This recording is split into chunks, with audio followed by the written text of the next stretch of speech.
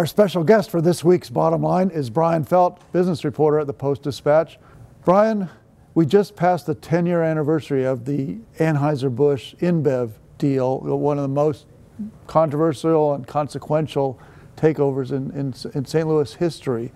We've still got the big brewery, we've still got the Clydesdales and Grants Farm, but we have fewer jobs. How has this deal changed St. Louis? Yeah, it seemed like the big worry when the deal went through was one, would the brewery ever go away, which seemed pretty crazy to think about, but also how many jobs would the brewery continue to employ? Right. And after 10 years, we have a pretty good sense of where that stands. So the AB brewery in St. Louis is still the largest in the American breweries that AB InBev has. Right. It's still making 13 million barrels of beer per year, which is amongst the biggest. And for context, that's about Schlafly, I think, is around 45,000 barrels per year. And it still employs a lot of people, although not as much as it once did. So I think at last count, we have about 3,500 employees here in St. Louis for AB.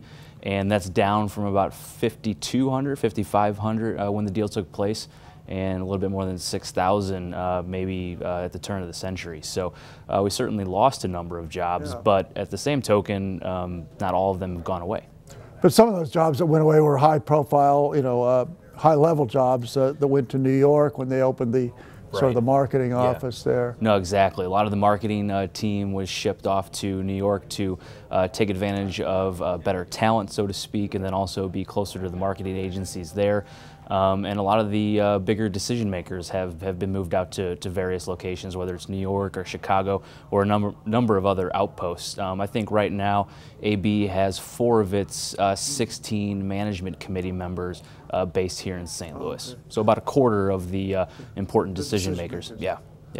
And a number of the people who left also left voluntarily because they did well by their AB stock or whatever, and a number of them have gone on to help found craft breweries here, I think. Yeah, that's an interesting take too, is in terms of how it's helped the local craft brewing boom here. Now that probably would have taken place regardless of whether or not Anheuser-Busch was here, but it certainly helped. So a lot of these executives and brewery workers that were here were planted into these other breweries to help them grow. O'Fallon Brewery, Perennial Artisan Ales, which also spawned Side Project. Schlafly had a couple AB employees. There's a lot of breweries around here that kind of have the AB fingerprints on them that maybe they wouldn't have grown as fast if AB didn't have its kind of expertise rooted here in St. Louis. Right, I think that's a common outcome of mergers that people don't think of when they just look at job losses, but they don't. There's kind of some entrepreneurial talent that gets unleashed. Yeah, I compare it to when Pfizer got rid of a number of its jobs, and a lot of the biotech and life science startup companies that are really starting to make a name for themselves in here in St. Louis and for St. Louis. Really, that's a result of all the Pfizer jobs that were once lost. Well, just briefly, what's the outlook going forward? Are we at a stable period now?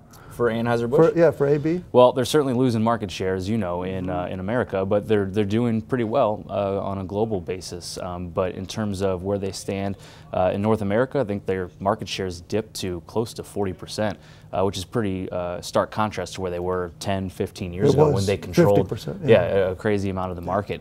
Bud Light and Budweiser continue to slip as more people are drinking different brands of beer and quite frankly, drinking wine and spirits and a number of other drinks.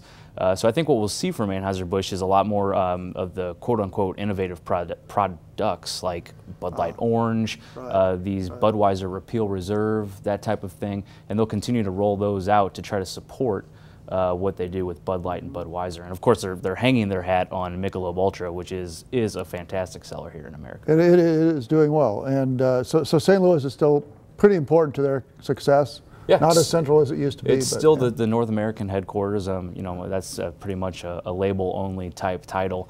I'd say a bunch of beer is still getting made here. It's still an important presence for the company, but most of the important decisions are being made elsewhere.